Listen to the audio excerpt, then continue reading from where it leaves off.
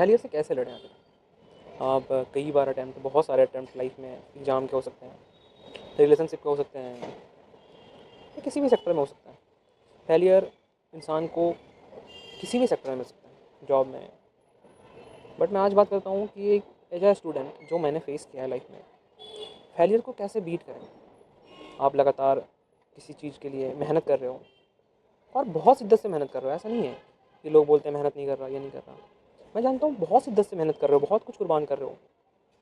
Diwali, Durga Puja, Holi, birthday, शादी, बहुत कुछ, छोटे से लेकर के बड़े से बड़े फेस्टिवल्स। तो एट द एंड जब आप पेपर देने जाते हो, बहुत सारे होप्स होते हैं अपने दोस्तों के कि जो भाई है या फिर जो मेरी बहन है या जो भी है, वो बहुत अच्छा करेगी। उस होप और परफॉर्मेंस प्रेशर के साथ कि माँ बाप के सपने, खुद के एम्स, पेपर देते हो और पाते हो कि एट द फाइनल मोमेंट कुछ जो मैं करना चाहता था या फिर जो मैं करना चाहती थी वो हो नहीं पाया। मैं कर नहीं पाया यार। और वो इंटरनली वो पेन, पेपर में अगर 1 घंटे का पेपर है तो 1 घंटे, 2 घंटे का पेपर है तो 2 घंटे, उस पेन या मतलब आप 30 या 40 मिनट्स पूरे पेपर में ये डिल्यूजन में चले जाते हो कि मैं अपना और अपने परिवार का जो है शायद होप या बिलीव ना पूरा कर पाऊँ। और इससे बहुत सारी चीज़ें क्रिएट हो जाती है लाइफ में, जिसे मतलब आप रिजल्ट डे पे महसूस कर सकते हो। रिजल्ट में अगर अच्छे नंबर नहीं आए, कभी ये इशूज़, कभी वो इशू, कभी कटअप का, तो कभी कुछ सेटिंग हो गई कहीं पे, एग्ज़ाम कैंसिल हो गया, या बहुत सारी चीज़ें हैं, हार्ड आ गया, सिस्टम बंद हो गया। तो बहुत सारी चीज़ें हैं जिसमें एक इंसान, एक स्टूडेंट बहुत परेशान हो जाता है। घर वालों को नहीं बता सकता कि पहले टीसीएस एग्ज़ाम कंडक्ट करती थी या बड़ी क्यूटी कंडक्ट कर रही है या फिर कुछ भी। वो घुटन होती है अंदर से कि हम बता भी नहीं पाते कि हमारे लाइफ में, हमारे एग्ज़ाम सर्कल में क्या चल रहा है। बस ये उन्हें पता होता है कि मेरे बच्चे सक्सेस क्यों नहीं हो रहे हैं, दूसरों के बच्चे सक्सेस हो रहे हैं। तो मैं बताना चाहता हूँ, जो 2-3 तरह के छात्र होते हैं, मैं उन छात्रों की बात करूँगा पहले, जो अपने बहुत अच्छे मेहनत के साथ मॉक और सारी चीज़ें प्रैक्टिस करके पेपर देते हैं, जिसमें अच्छे मॉक्स में अच्छे मार्क्स रहते हुए भी एग्ज़ाम में अच्छा परफॉर्म नहीं कर पाते due to pressure, performance pressure, hopes, बहुत सारी चीज़ें के कारण वो नहीं आ पाता जो आना चाहिए था। और एक वो छात्र होते हैं जिनका सिलेबस कंप्लीट हुआ है बट वो उतने अच्छे से निखर कर नहीं आए, या फिर पूरा सिलेबस नहीं हो पाया, बट वो मॉक देते हैं और वहाँ भी एक एवरेज स्कोर करते हैं और एग्जाम में और एवरेज से डाउन स्कोर कर देते हैं। और तीसरे छात्र वो होते हैं जो बहुत अच्छा स्कोर करते हैं एग्जाम में भी और मॉक में भी। मैं पहले वाले छात्र बताता हूँ, वो छात्र जो पहला है बहुत अच्छा मॉक में स्कोर करता है, अच्छा पढ़ता है, शिद्दत से करता है, वैसे छात्रों की संख्या काफ़ी काफ़ी ज़्यादा है। अब पहले जैसा नहीं रहा कि लोग नहीं पढ़ रहे हैं, लोग पढ़ रहे हैं, बहुत मेहनत कर रहे हैं। तो मैं नहीं बोल सकता कि लोग पढ़ नहीं रहे हैं, लोग बहुत पढ़ रहे हैं। तो ऐसा होता है कि हम एट द मोमेंट नहीं कर पाते चीज़ें कि कैसी चीज़ें होंगी, कैसे चीज़ें चलेंगी, तो फिर हम परेशान हो जाते हैं अगर रिजल्ट नहीं आने पे। तो हमें क्या करना चाहिए? स्पेशली पहले कैटेगरी वाले छात्रों के लिए, वो बहुत छात्रों की संख्या ज़्यादा है। जहाँ तक मेरा एक्सपीरियंस है कि पहले कोई मोटिवेशनल वीडियोज़ कुछ भी काम नहीं आएगा एक्सेप्ट द थिंग्स। कुछ भी काम नहीं आएगा, बिल्कुल नहीं आएगा काम। ना किसी की बातें, ना किसी का वीडियो, ना किसी का आर्टिकल, ना किसी का वॉइस, कुछ भी काम नहीं आएगा एक्सेप्ट द थिंग्स। पहले एक्सेप्टेंस का भाव लाना पड़ेगा कि हाँ, ये बहुत बुरा हो गया है। अगर आप लास्ट अटेम्प्ट हैं तो कुछ अलग करोगे ट्राई, बट एक्सेप्टेंस का भाव ला करके। ऐसा कुछ नहीं है सरकारी नौकरी है, बहुत पैसे हैं, ऐसा है वैसा है, कुछ नहीं है। लाइफ में बहुत सारी चीज़ें हैं अगर आप करना चाहोगे तो। इंडिया की बहुत लार्ज पॉपुलेशन गवर्नमेंट सेक्टर से बिल्कुल दूर है, तो ऐसा नहीं है कि वो जी नहीं रही है, एक अच्छी लाइफ, डिसेंट लाइफ जी रही है। तो पहले ये ऑप्शन एंड नहीं जिसकी वो मतलब लास्ट अटेम्प्ट थी या फिर वो नहीं कर सकते, बहुत सारी चीज़ें। और एक वो छात्र है जैसे वो 2-3 बार दे रहे हैं, नहीं हो रहा उनसे, बट फाइनल पे निकल रहे हैं। तो आई एम जस्ट टेलिंग कि अगर आप मतलब 2-3 साल से अगर प्रिपेयर कर रहे हो, प्रैक्टिकली बता रहा हूँ मैं, तो आप जो है 2-3 साल से अगर प्रिपेयर कर रहे हो तो इसके साथ एक एडिशनल चीज़ ऐड करो। स्पेशली सीजीएल के छात्रों को बता रहा हूँ मैं। अगर एक सीजीएल का छात्र है, वो 2-3 साल से अच्छे स्कोर कर रहा है, 22 में, 23 में, 24 में, बट हो नहीं पा रहा है, it's call a boundary man basically. वो बस थोड़ी सी लक की ज़रूरत है, मतलब सब्जी रेडी है, नमक कम है, वही लक लक थोड़ा सा साथ नहीं दे रहा, तो लक साथ देगा, काम हो जाएगा। तो बस ये है कि आप उसके साथ में अभी बैंक की ओर शिफ्ट भी नहीं कर सकते, तो आप थोड़ा एफर्ट लगा सकते हो कि अगर आप प्री प्री अगर ख़राब हो गया है तो थोड़ा सा एफर्ट लगा सकते हो। बहुत सारे एग्जाम्स मतलब एसएससी से आते हैं।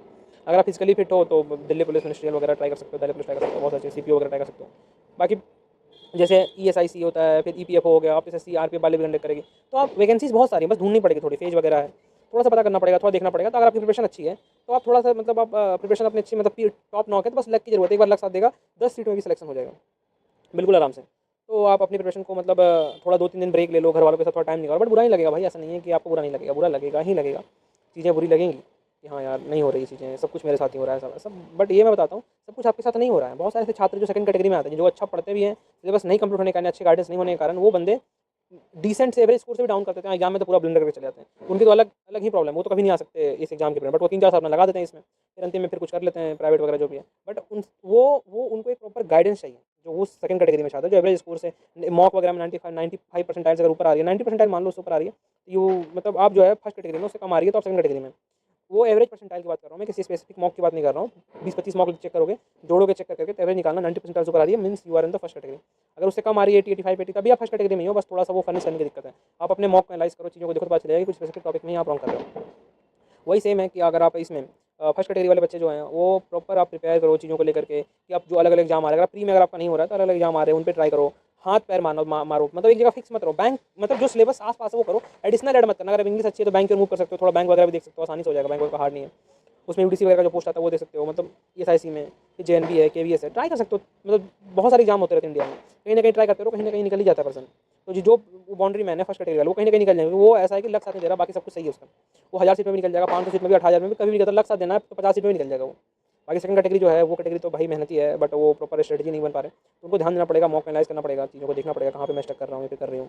देन वो फिर मतलब उस कैटेगरी से बाहर आ सकते हैं। 20-25 मॉक एनालाइज करो, देखोगे कुछ स्पेसिफिक टॉपिक मैथ्स में गलत हो रहे होंगे, या फिर रीजनिंग में, या फिर कुछ जीके तो बता रहा है अनप्रैक्टिकल वाली चीज़ें जीके में या फिर इंग्लिश में, तो देखो इस मॉक का एक मॉक डायरी बनाओ, 25 मॉक 30 मॉक एनालाइज करो, कुछ क्लास मत करो, 30 जितने मॉक लगा रखे हैं सबको एनालाइज कर जाओ, फिर से री एनालाइज 22 मॉक लगा रखे हैं उससे एनालाइज कर जाओ। मैं तो भाई 24 का पेपर दिया मैंने, 21 का मॉक एनालाइज किया है, 20 का मॉक एनालाइज किया है, मतलब मैंने पुराने मॉक में टाइम नहीं था ना मॉक देने का, तो मैं पुराने मॉक एनालाइज कर लेता, जिसमें मेरे मार्क्स कम थे या फिर जिसमें जो स्किप हो रहे थे, इसमें टाइम लग रहा था, मैं क्यों लग रहा था, एवरेज टाइम से कम ज़्यादा क्यों लग रहा है, या फिर जो गलत हो गया तो मॉक एनालाइज एक बहुत, आप अगर आप इस स्टेज पे हो ना 1-2 साल तैयारी कर लेना, आपको कोर्स वगैरह रिक्वायरमेंट है नहीं, आप अगर मॉक एनालाइज करते हो डिसेंट तरीके अच्छे तरीके से, तो you can easily crack season examination. बाकी करप्शंस वगैरह जो होते हैं वो तो होते ही रहेंगे, वो आपके हाथों में नहीं है। जो आपके हाथों में है वो है कि हाँ भाई 1-2 साल और देख लेते हैं, मेहनत कर लेते हैं, फिर आप हुआ तो हुआ, नहीं तो फिर अलग अलग फॉर्म भर रहे हो, कहीं ना कहीं निकल ही जाओगे।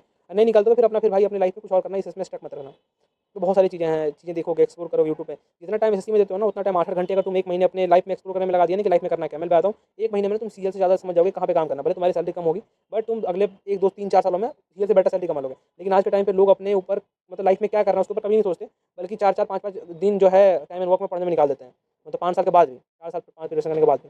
तो वैसा है कि जब अगर फाइनल चल रहा है तो हाँ भाई अभी देख लो, वैकेंसी वगैरह भी अच्छी है, अगर 1 साल वेट कर सकते हो तो देख लो। अगर फिर मतलब इस लूप से बाहर आने के लिए फिर ट्राई करना अलग अलग जगह पे जहाँ जाना है, फिर अपने यूट्यूब पे सर्च करो, कुछ एक्सप्लोर करो क्या करना चाहिए क्या नहीं। बहुत सारी चीज़ें मिलेगी लाइफ में करने के लिए, कर सकते हो। ठीक है, पहले कम अमाउंट मिलेगा बट कोई दिक्कत नहीं, आराम से बिल्कुल चिल होकर करना, आराम से हो जाएंगे सारी चीज़ें। बाकी थर्ड कैटेगरी तो भाई बेस्ट कैटेगरी, वो अपनी मेहनत कर रही है, वो तो मतलब वो कह सकते हैं कि हाँ भाई वो निकाल लेगी, कहीं जॉब में भी थर्ड कैटेगरी अच्छे मार्क्स आ रहे हैं उनके, तो वो तो बहुत उनको तो कुछ कहना ही नहीं है। बट थोड़ा वही डिमोटिवेट हो जाते हैं सिचुएशन से लेकर, वो डिमोटिवेट भी नहीं होता थर्ड कैटेगरी बिल्कुल भी। थर्ड कैटेगरी में वो आते हैं भयानक रिपीटर्स आते हैं, वो भाई कोई मतलब नहीं उनको एग्जाम से, सीजन एग्जाम से हुआ तो नहीं हुआ तो वो भी सिस्टम है, उनके तुक्के ज़्यादा सही रहते हैं।